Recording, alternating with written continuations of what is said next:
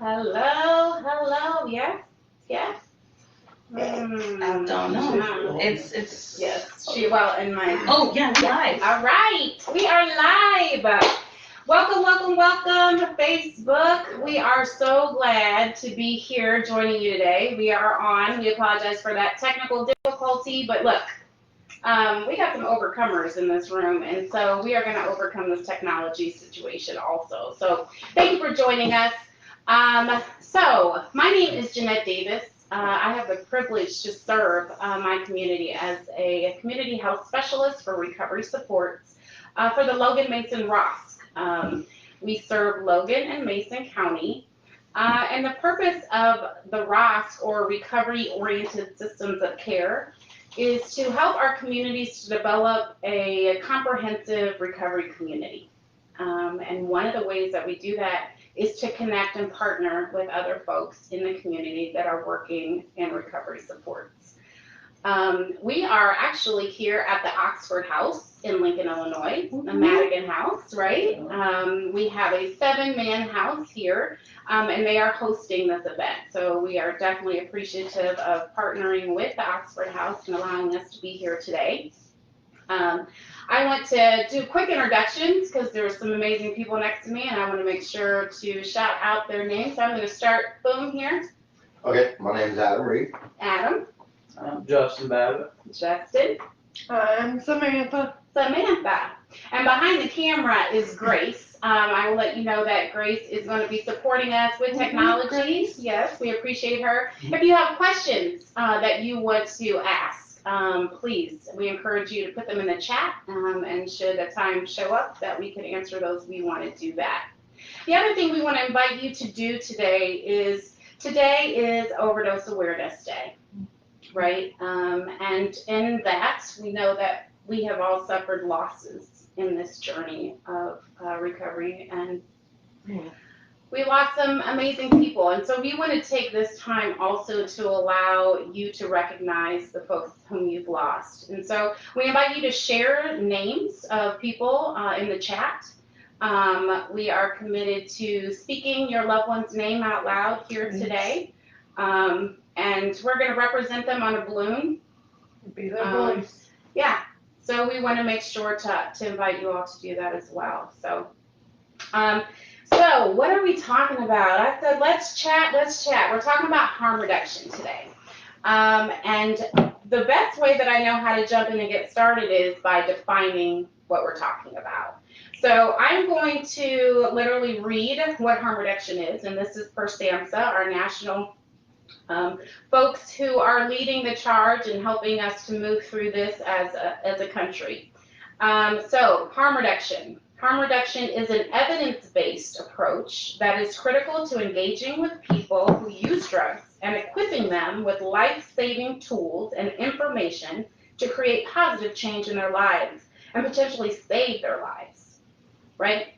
So I want to add a little bit more. Harm reduction is a practical and transformative approach that incorporates community-driven public health strategies, including prevention, risk reduction, and health promotion, to empower people who use drugs and their families with the choice to live healthy, self-directed, and purpose-filled lives. Harm reduction centers the lived and living experience of people who use drugs, especially those in underserved communities. So I know that's a lot of words, right? That's a lot of stuff. But ultimately, what it comes down to is we believe in multiple pathways to recovery, right? That we all struggle through our addictions differently, we all arrive there differently, and we all recover differently. And one of the things that has come into our communities and what is life-changing methods in that process. That's what harm reduction resources gives us. And so we, in this panel, are going to be specifically speaking about Narcan, which that is the brand name.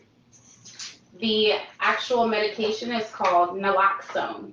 So you're going to hear me from now on refer to Naloxone rather than Narcan, simply because there is now a new distributor. So we're learning that Narcan is the medication and a life-saving medication that can bring and turn a overdose. And so each of these folks that are joining me today has a personal relationship with naloxone in their life some type of way. And we're going to talk about some of that. We are also, like I said, your questions are welcomed. If you have questions that you'd like to put in the chat, we invite you to do that, and Grace will help monitor and go through those. But I think there ain't really anything to do but to get to it, right? Yeah. So, just a few questions that we're going to get into. And the first question, this is to all of you, and you can decide whom would like to kick us off. I'm going to let y'all figure that out. But I want you to share, how has naloxone affected your life? That's the question. How has naloxone affected your life? Go for it. Okay. Naloxone has affected my life. It actually saved my life. I went to prison and came home, and I was clean, and I was going through a really stressful time. You know, I'd only been out a couple months, and I made the bad decision that I was going to use. And, you know, I've actually, I was an addict for 14 years. I was a junkie for 14 years. And when I came home, I was really trying hard to do everything that I needed to, take care of my kids, take care of my family. But that was the first time I'd ever done it. Took care of my family, that is. And it was stressful, it was hard, there was a lot going on. And, you know, I kind of went back to my old way of thinking. I was like, you know what, I'm going to use. And I was always very proud of the fact that I had never overdosed. You know, I had never been through that before. And I actually used one time, and I overdosed that one time. And if it wasn't for Narcan and not being found by somebody that knew what to do, I wouldn't be here. I would be dead, because I was out for quite a while, and it honestly saved my life. And it scared me so bad, and it brought me back to, you know, is that what I want? To be found dead in a bathroom instead of being here with my kids doing all the things that I was supposed to do. And I thank God that it happened the way it did, because if there wasn't naloxone available, you know, CPR is great and it helps, but it doesn't reverse the effects of the opiate. You know, and that's what the Narcan does. It actually reverses the effect. And come to find out, it was actually fentanyl in it, and that's what did it, you know. And you might think it's just a little bit that you're doing. You might think, oh, I've done this so many times, I'm good. And that one time I decided to use, I actually overdosed. So it made a big impact on my life. It gave me a chance again at life. It made me realize, hey, you were throwing away your life. You were dead, you know, and it gave me a second chance at life, you know, and that was almost 3 years ago, you know, and I haven't used again since, you know. It gave me another chance. So I'm glad that I was able to be brought back and given another chance. How about that? Thank you. Thank you for sharing that. Yeah. Justin, can I poke at you? Yeah. Okay, so naloxone saved my life multiple times, honestly. I used to also be proud of the fact that I never overdosed. I've been a heroin addict since I was 15 years old. I'm 30 now by the grace of God, and I've spent most of my life in prison. I spent about 7.5 years in prison, and I did 5 years and I came out, and then everything was going fine, and I started using again, and then I don't know, one day I was using, and then you know, I overdosed, and then next thing I know, I'm waking up in a basement somewhere with people over top of me, and then the ambulance came and, they took me to the hospital. They hit me with Narcan 4 times, and, I made it, thank God. And then, as soon as I left the hospital, I went and got high. So, I was very stubborn. And then, time went on, and then I ended up getting incarcerated again. And then I got out of prison, and I was doing good for a while, and then I ended up relapsing, and I overdosed, and it was one of the scariest things in my life because I overdosed, and when I came to, I remember coming to, and I vomited, and like the naloxone was actually like working, and it was pushing the drugs out of my body. So I started vomiting, and I remember my family standing around me, and they're just like, standing there crying, and I was embarrassed and ashamed at the time, but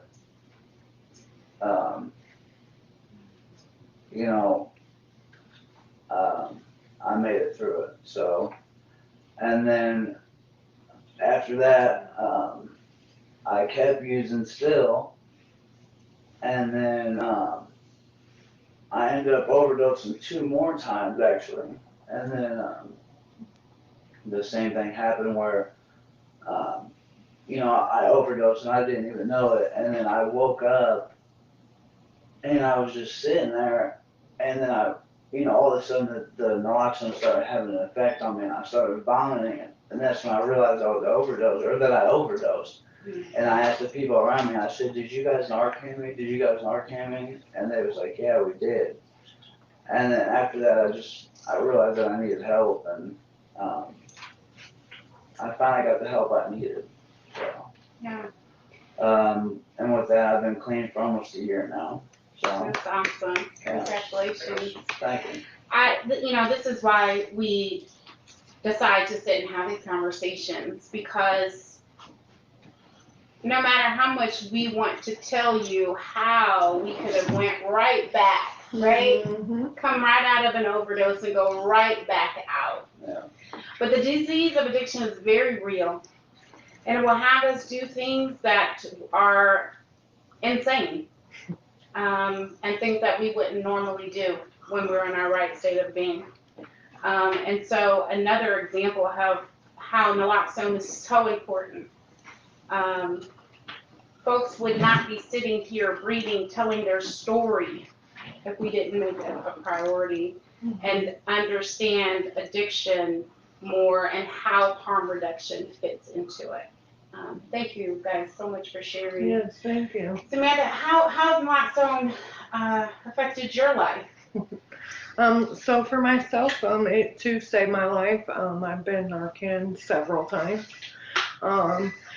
However, if it wasn't for naloxone, I wouldn't be where I am today. I just celebrated 5 years clean, July 1st. I get to every day help other people. I'm a very big person on Narcan. I carry Naloxone, with me all the time. I hand it out to several people.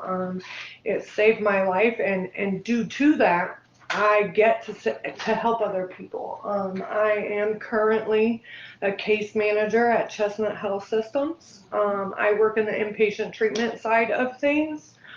So I get to meet with people, individually, and not only share my story, but to help them, save their lives as well. And if it wasn't for naloxone, like, I wouldn't be able to help other people. And, I didn't have a purpose for a really long time. And it was when I got clean that I found that my voice is my purpose. To be the voice for people who don't have one today, to be the voice for people who we have lost to the disease of addiction, and to be the voice for people who just got here and are afraid to speak. And it's because of naloxone that I get to help people today. Yeah, thank you for sharing that. You know, I just want to pause just for those who may have been just jumping on now. We are spending time together talking about harm reduction and specifically naloxone and how that has impacted the lives here. Thank you for sharing that. I also want to invite anyone whom today is Overdose Awareness Day. Should you have a loved one that you've lost to the disease of addiction, please share their name with us. We would like to speak those names out loud today. They will be recognized on some balloons we're putting together, and just another way.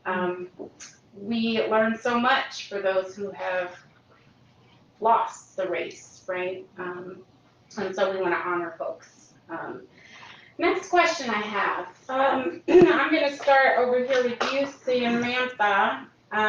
What would you say to someone who believes harm reduction is a waste of money, right? Those folks who say, let them take themselves out. If they're going to kill themselves, let them do it. What do we say to those folks? I say to those folks that it saves lives. When I had overdosed back in 2018, there was a Facebook post on one of the Logan County scanner pages, and there was so many posts on there talking about how I just let the junkie die. You know, apparently an elderly gentleman had fallen at the time that I had overdosed, and the ambulance was with me, and they said that that gentleman had deserved attention and help from the paramedics. However, I did not. And the reality is that everybody deserves to live. We make bad decisions, yet we have the disease of addiction, but it doesn't define who we are as a person. And for it saves lives, you know. Just because people make bad decisions doesn't mean that we don't deserve to live, you know. I would tell them it saves lives. That's what I would say. Yeah. What about you, Justin? What would you say to those folks who? I would say that, you know, it could be your son or your daughter just as easy at any point in time. This disease of addiction can reach your family. And don't think that that you can't be touched by it, because there's people who come from the best of backgrounds who can fall and hurt themselves and start taking painkillers, and then suddenly you get cut off and become addicted to those painkillers, and then, you know, you never know what can happen. So don't ever think that it can't happen to you or your family. And we all, every single person in this world deserves to live no matter what. And we all deserve second chances, and I believe in third chances and fourth chances, because people can change, people do change. And, you know, I may not be the best person, but I know my children are. My children are awesome. And I know that they're going to become 10 times the person that I was, and I consider myself to be a good person. So I know that, you know, my children wouldn't be here if I wasn't saved, and if I didn't get Narcan that night or Naloxone that night, that I wouldn't be here and my children wouldn't be here. And I can't imagine this world without my children in it, or your children in it. So if you're that one person who feels like this stuff doesn't matter, well, what if it was your child who overdosed and needed this help? So. Yeah.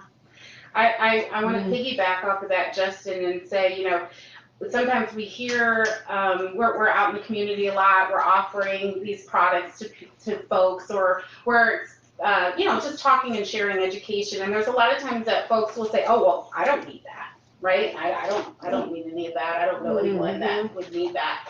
And what I would say to you is, I would have you examine yourself, because what we're finding is either we're married to, we live with, we have a relative, we work with someone whom is suffering, right?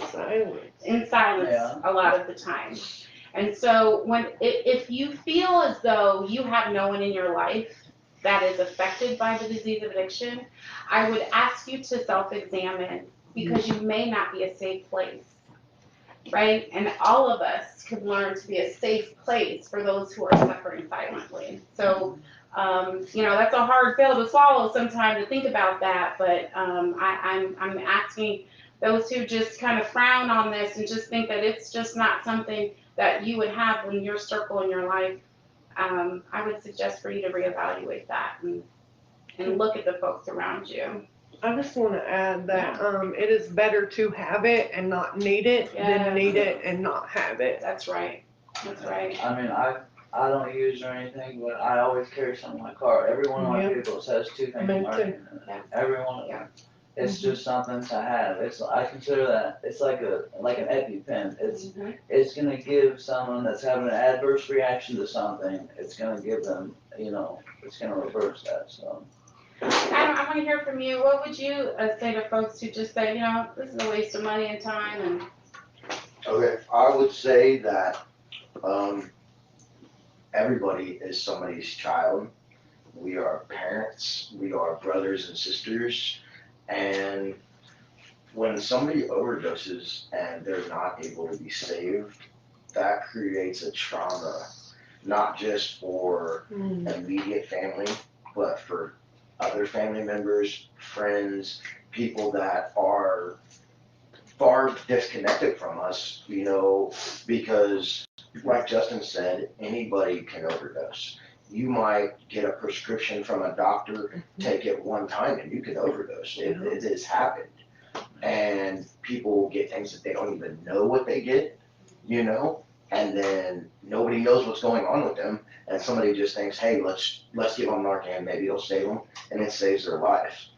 And, as far as the trauma thing, that is somebody's parent, that's somebody's son, and if that person is to overdose and die, who knows what kind of trauma that might have on somebody else. And then that is gonna feed into something else down the road, and you never know how it can connect to you. It like you said, everybody is connected in some way to somebody that has had a problem with addiction, somebody that has had a problem with pain management. Opiates are everywhere. It's not just junkies. It's not just people that are on heroin that it's saving their lives. It's doctors, lawyers. There's a lot of different people that are being saved by this drug. And you never know. That person might go on and save your child's life. If you get saved today and then next week you see a child dying and you save that child's life, you know what I mean? It can be connected in more ways than what you can ever imagine. So you should never write anybody's life off and say that they shouldn't be saved. Right. So let me ask, just like we didn't talk about this before, so each of you have shared that naloxone has saved your life personally. How many of you have administered naloxone to someone else? I have. Yeah. So all of you. A lot. So all of you. So I think that's so important to share in this space too, that not only has it saved your lives, but you have then in turn saved others through naloxone. This is something we need to educate ourselves on. I think we are now in a place and time that we can no longer pretend that this is not an issue, right? That this does not need attention. And so that's what brings us here today. I'm going to check in with Grace. Grace, are there any questions that have been posted now? Any names that we would like to speak out? Yes, Whitney, Trent, Trent Epkin, I think that's how you say that, and Brandon Steven. And Brandon Steven. There's been some shout outs though. Shai says, hi mom. Hi, baby. Whitney says, hi Justin. Tristan says, bless the Lord. Shannon says, good job Justin, and good job Adam. All right. Well, yeah, thank you for engaging with us. And if you're watching this on the rebroadcast, please make sure to still leave comments or questions you may have, because we will revisit this. And please, you can also support us by liking and sharing the post. We're going to go into another question I have. we have shared how naloxone has saved your physical life, actually, right? What would you say to those who don't believe recovery is possible? What would you say to them? Let me start over here. Okay, I would just say that there are so many people in this world that are in recovery you might not even know. There are all walks of people that have recovered. We do recover, we do get better. Unfortunately, some of us don't get to that point. Some of us are lost. And that's the thing that needs to be stressed more, is that we can save more people. The more you give them the opportunity to live and continue to live, the more chances they have to get sober. You know, it's not impossible. It is very possible. I know so many people right now, right here in Lincoln, where we're at, that are walking the road of recovery, and a lot of us have gotten there through different avenues, you know, and I think that no matter how you get there, that's what's important. You are no longer using, you are alive, you are breathing, and it's hard at first, you know, but it counts, you know, every life counts. Every life can touch another life, that can touch another life. You never know what can come from a life that's been saved. Yeah, I love that. I love that. Thank you so much. What about you, Justin? Yeah, I mean, recovery is possible. I'm in recovery right now. I've been clean for almost a year. Like I said, it'll be a year this October. And yeah, there's so many people in recovery that you wouldn't even expect to be in recovery. And recovery is a beautiful thing. And I think a lot of people try to take that away from people because, I don't know, I believe that if you're in recovery, if you're trying to get off a substance and you are doing your best, just keep at it. Don't let anybody tell you differently. Just keep at it. Recovery is possible, and recovery it may start out rough, but I promise you it is worth it, and it is worth every moment in recovery. This is the best life that I've had. It's the most meaningful life I've had. I wouldn't trade it for the world. And no, it doesn't matter how many times you fall, it just matters that you get back up. So recovery is possible, and it's a beautiful thing. So that's what I would say. I love that. I love it. What do you think about recovery and it being possible? So for the people that, you know, don't feel like recovery is possible, what I would say to them is just watch. Recovery is an action word, right? I am nowhere near the person that I was 5 years ago. You know, when I started this journey, I didn't have my kids. I lost my baby dad to a fentanyl overdose. You know, I was a very broken person. And fast forward 5 years, like, you know, I have my kids back. My daughter just said hi, Mom, on there. You know what I mean? And my daughter lost her father. However, she has her mom today because of recovery. You know, recovery is definitely possible. You know, once a junkie, or what is it? Once a junkie, always a junkie. Yeah, that's it. It's not true. You know, people do change, and it takes us several times. You know, some people can do it the first time around. Other people, you know, it takes several times. I was in treatment 7 times, and it took 7 times for me to get clean. You know, and because of naloxone and because of people who believed in me, I am where I am today. And like, I get to help other people.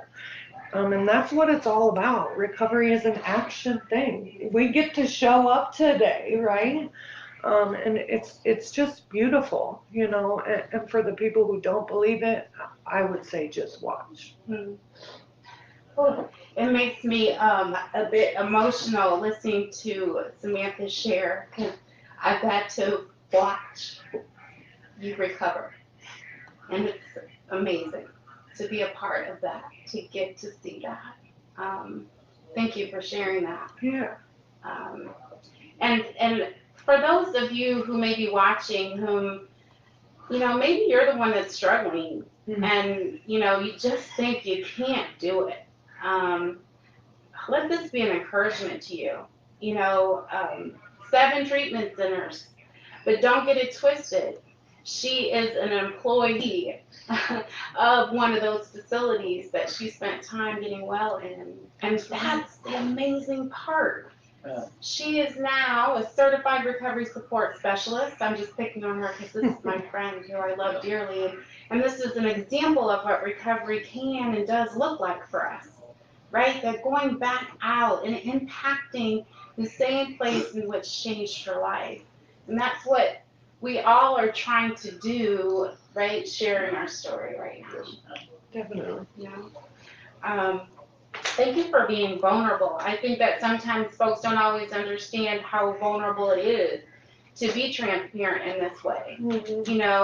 Folks come together and share some of the most vulnerable, most what we would decide for ourselves shameful and embarrassing moments, and we put it out there for the world.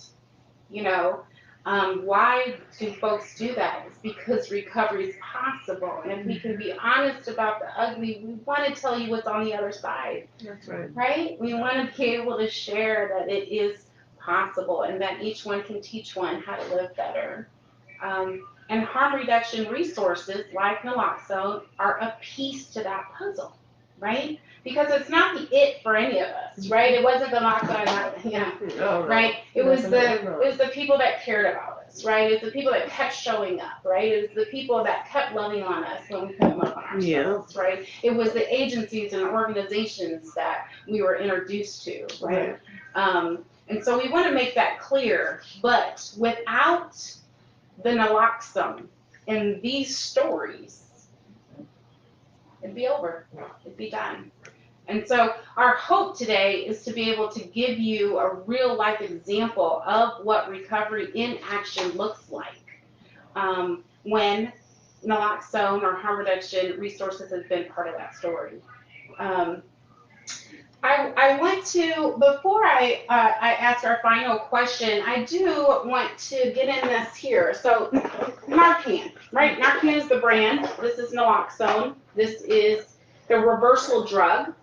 What it does is that it literally pushes the drug off of your neuron, right, and blocks it and says, no, you can't feel that. And so the opioid is still yet in your body, but yet it is off the receptor. And so we come to or come out of, right, whatever state we were in. So this is what it looks like. I open a box because it's so surprising. People really aren't interested to see what they look like. And I am interested to show you because I want you to learn. I do want, so let's do this first. So these are the nasal doses, and they're that simple. In and push. And I'm not, so that is what it looks like. There are 2 doses in every box, and there are also directions that are in here should you need them, but these are very, very simple. Adam and I were chatting a little bit before the live, and we were talking about how these are much better and different than the old school, right? What was the old school like? The old school was an actual vial that you would get, and a big syringe. You would have to take the time to draw it up, and then it would be inserted into a muscle, which then it would take time for that to go throughout the bloodstream, and sometimes you would administer it, and then nothing would happen. You'd have to continue to administer it, and then finally it would take effect, but the effects of this, the way it's administered, goes straight into the bloodstream. There's a pretty much immediate reaction, it immediately takes effect. Sometimes if there's a lot of opiate in the system, it still takes more than one, but it is working right away instead of being in a muscle and then have to work its way into your bloodstream. So it is a lot more effective and a lot faster than the way that it was before. And I think a lot of people don't know that it can be used like this. A lot of people still picture, you know, the junkies that were around back then, we'd carry around a whole kit, a big bag with syringes and vials in it. You'd have to be careful not to break the vials. Like, it was a whole thing. But I did make sure I carried that, thank God, back then, you know, because even back then it was saving lives. Just now it's so much simpler and it's more easy access, because before you couldn't have boxes sitting around with syringes and vials with kids, you know what I mean? Right. Now it's a lot easier to get a nasal administrator, you know, and be able to carry that with you than a whole kit of other stuff, you know. It's a lot easier to use. Absolutely. So yeah, so we want you to know, also another harm reduction resource or tool are the testing strips. So this one specifically is for benzodiazepine, I always say benzos, y'all know what I'm talking about. Benzos, to test. Also there are xylazine and fentanyl testing strips. We want you to be aware when you're in the Logan County area where you can find these products. So at Family Custom Cleaners in Lincoln on Woodlawn, there is a 24-hour harm reduction vending machine available. And you can go, they have the multiple testing strips as well as the Naloxone. You can also find it at our health department during business hours in the front lobby. You don't have to go all the way in. You can just grab it there by the door. The police department the jail up front, the front area has it, and the police department has some as well. And let's see, Mount Pulaski Library, there on the side door, there's 24-hour access if you're Mount Pulaski and need some harm reduction products. Again, Sam said it, Samantha said it earlier, it is better to have it and not need it than need it and not have it, right? So we wanted to make sure that you're aware where you can find these things. Also through us, through Logan Mason Rosk, I would be happy to connect you. You can message us on here. We want to get these products in the hands of people who can help save lives. There's also a machine at the laundromat on Woodlawn. Right, that's There's a Family free Custom machine, Cleaners. Yep, Family Custom Cleaners, absolutely. And we are so grateful for those who partner with us and allow us to bring these into the community. Again, I don't know if we do invite you to share your loved ones' names. Do we have anyone share? No. Please, again, if you're looking at this on the rebroadcast and you still want to add your loved ones, we are creating a banner that we will have for years to come, and so we will be adding those names, so please feel free to share that with us. I think we're going to move to our final kind of question, and just thinking about what is your personal recovery message? What is your final word today that you want to leave with us? And anyone can go. Okay. I just want to say that a lot of people, especially in the addiction and recovery community, know me, and they know that I was really bad. I had a very bad reputation. I did a lot of bad things. A lot of people still feel hate towards me. A lot of people still hold those things against me, and that's understandable, you know. But I'm trying to pay forward now the things that I've been blessed with. I continue to be blessed repeatedly. God has definitely been on my side. Today, I am a good father. I am a good person. I try to do as much for anybody that I can. Anybody that needs help, reach out to me. I say it on my social media all the time. I'm here. Anybody, if you need help, if you're really ready to get clean, I will do everything I can to help you. You know, there is a stigma in Lincoln, especially right now, that, you know, it's hopeless. You know, well, I was one of those hopeless cases. I was written off by so many people, family, friends, people turned their back on me and said that's a lost cause. You know, I'm personally connected to people that are, you know, working their recovery system now. And, you know, we support each other. You know, we see each other in the community. We reach out to each other through social media. You know, we try to push this message of we still love you guys, man. We're clean. We're out of it. We want you clean too. And I want all my people clean. I want all of you guys to get help. Even the people that we might have problems in the past, we might have clashed in some way in our madness. There's nobody that I would turn down. If you want help, if you're ready to get clean and you reach out to me, I will support you and help you get that in any way.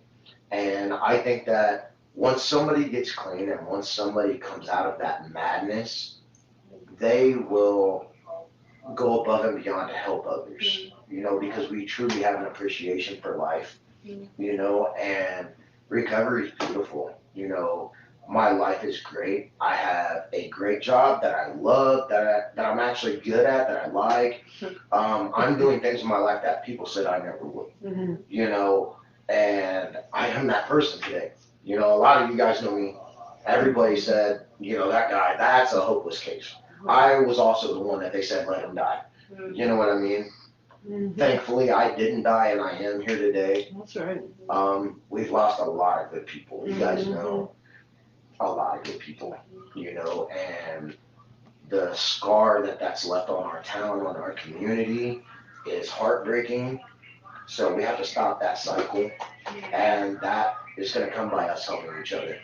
You know, we need to help each other. We need to spread this message. We need to save lives, and I think that's what's important. That's right. Thank you. What about you, Justin? What's your personal recovery message today? That recovery is possible. Also, people know me. You know, I feel like it's so cliche to say, if I could do it, you could do it. But I mean, come on, if I can do it, if me, Justin Batter, That's can right. do it, if I can get clean, okay, and everybody knows me and my circumstances and everything and my family, you know, it is very possible. Getting clean is possible. There are so many tools out there, so many people willing to help, you know, and it's not as hush hush as it was back in the day, like, oh, I'm a heroin addict, you know what I mean? Now it's just like, it's a common thing. There's addicts out there, people are here to help you, and it's possible, and recovery is a great thing, so. Thank you. Samantha? My recovery message is to recover out loud. Say it again, what? Recover out loud and Lincoln strong. You know, always say that just because we are a small community. And, you know, there's a lot of stigma attached here. You know, the once a junkie, always a junkie is a thing. And it's just not true. And I myself choose to recover out loud, you know, whether people want to judge me or not. You know, they're going to judge me if I just sit here quietly. So why not be loud and use my voice? And that's what I choose to do. You know, I myself have lost a lot to the disease of addiction. You know, and today is a very emotional day. You know, Overdose Awareness Day is, it means something to me, you know, and I recover out loud so people don't die silently, and that's what I choose to do. My pain is your gift. It is one of the things that I always say, you know. We have to share where we were. We have to share our mistakes. We just have to, because us sharing and being loud about it is what is helping other people have the courage to do the same. And that's what I choose to do. And for the people who want to continuously judge us, or continuously put us down, what I have to say is I'll be here when you need me. And that's all I got. Well, with that note, I just really appreciate the strength and courage and the vulnerability in this space today. I encourage those who have had the privilege to hear these stories to share your comments and And again, if you're the one that's contemplating recovery, is it worth it? Could I really do it? We say yes and yes. Absolutely. And even more than that, you are worth it. That's right. And if you see one thing, one thread that is so common, and Adam, you spoke on it already, is that those that are in recovery have a value for life in a way some may not. And the desire to serve and to make an impact is very real. Mm-hmm. It is very real. And so when you have these invitations of, come see me when you're ready, those are very real. And we hope that you would take the next step, ask questions. We also invite you to join us in this effort, right? We, through the Logan County and Mason County, yes, we serve both, Ross, are working very diligently to, again, create a comprehensive recovery community, one that is truly serving us, one where our agencies and our services and folks with lived experience and our treatment centers and all those are talking and communicating, and that business owners and, that we are communicating and talking. And so that's what we're hoping to build, but we can't do that without you. We can't. We need each one to step up, because you have a circle of influence that can touch another circle of influence, and that's how we get this message out. So I say that to say the third Thursday of every month, the Logan Mason Ross meets. If you're interested, you can put that in the chat. We can make sure you get a link to join us and the information on when and where. Keep on Facebook, and we'll keep things updated there. Also, our Recovering Action Subcommittee group. That is our folks, that's our planning folks. Those of you that are out there like there's nothing to do in recovery, right? We need you. We need you at the planning table. We meet the second Tuesday of every month. I hope on 5th at 4:30. We need your input, your insight. We want to offer some educational opportunities for folks. We want to do some family-friendly events. We want to be able to be in places and spaces to talk about these resources. And so we invite you to join that. An angel, I think. Yeah. I swear, that's right. Yeah. Yes. So for those of you that couldn't see, Grace has been putting the balloons up on the wall as you've been sharing names, and one of them, the way it gracefully fell down was, we believe that, what name is on that one? No. Oh, I just put all of them up. I see, all of them, yeah, that's important. So, again, I want to, as I was talking about the Recovery and Action Subcommittee, we meet the second Tuesday of the month at Hope on 5th here in Lincoln. If you want more information about that, put it in the chat. Also, we have our recovery walks coming up, y'all. So we have our Walk for Recovery. If you see these purple flyers around Logan County, this is next Saturday, September 7th at Scully Park. We will be there to we'll have some speakers, we'll have some food, some music, and we are going to remember our friends. We're going to take some time to acknowledge, but we are also going to leave with a message of hope, because recovery is indeed possible. And then the following Saturday, September 14th, if you see these, we're going to be in Mason County in Havana. And we are going to have our Walk for Recovery there, so we would love for you to join us. We hope to continue to offer things like this, and again, any suggestions, ideas that you have. Maybe you can't make it to one of our meetings. Throw it in the chat, put it in Messenger, reach out. We want to hear from you, because the one thing we understand is that this process is a we thing.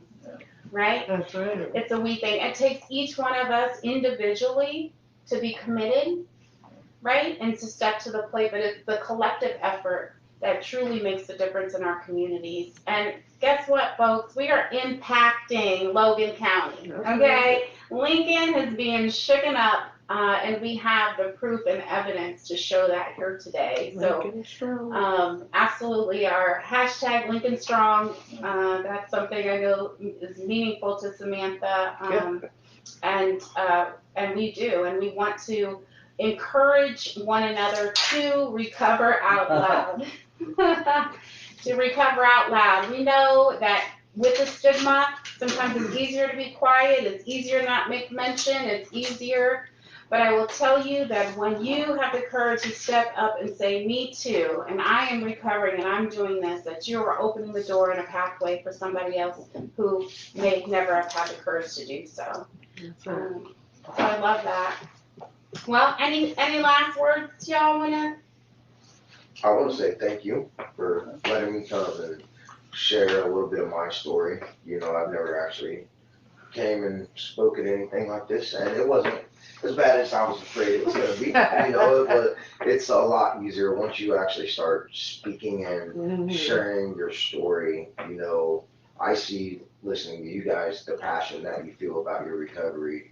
Me and this guy, he was around when I started my journey, and I've been around him since he was a kid, you know, and we've watched each other go through this struggle. And to see him today as a father, you know, see him out with his kids, you know, and just the family, and his family, my family, we're crossing paths, and it's a beautiful thing. Recovery is beautiful. You know, I haven't seen you in years, and to hear that you're actively working, helping people get into recovery, that is awesome. I applaud you so much for that. And I'm really proud of you guys, and I'm happy that I came today. We're glad you're here. Definitely. And let that be a testament, because it's fear, right, that can keep us from getting on the other side, Yeah. right? Yeah. This is scary, and no matter how much we don't want to care about what you're thinking about on the other side of that camera, there's something that can get us stuck. And so again, I appreciate your vulnerability and your courage to share your story. And we thank you. We appreciate you. If you've tuned in with us, if you like, share, comment, but know that we would love to hear from you, and that there is room for you to join us. We'd love to have you. Yeah. Otherwise, One more name is yes. Amanda Gibson. Amanda Gibson. Amanda. I have some Thank names you. as well. If you all would like to speak names, go for it. John Beck, Brian Beck, Megan Horton,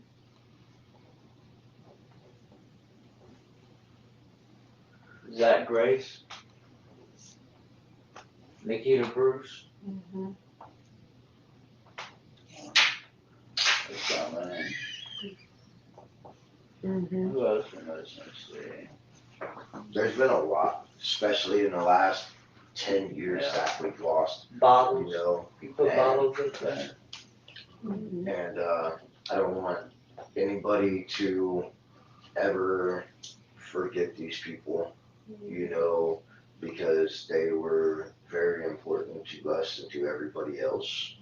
You know, Ashley Newton, a lot of other people that we've lost along the way.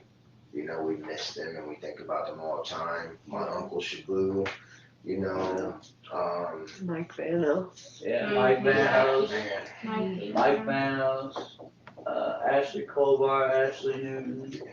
Yeah. There's so many.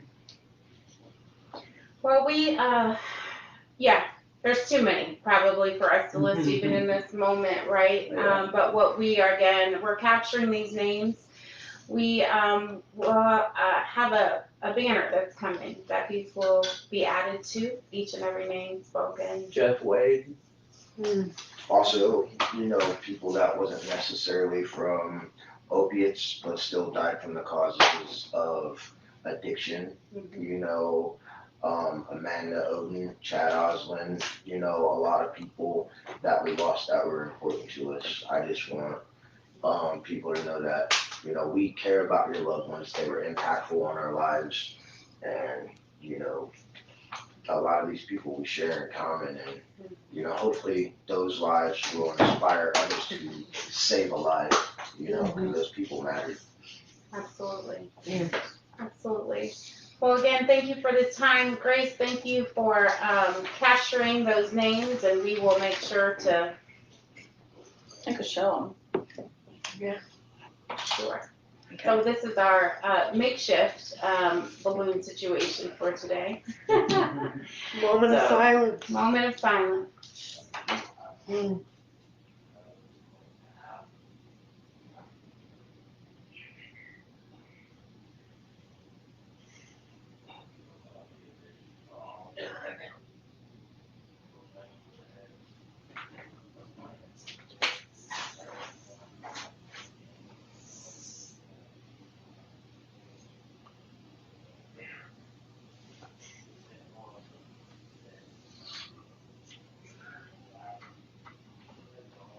And with that,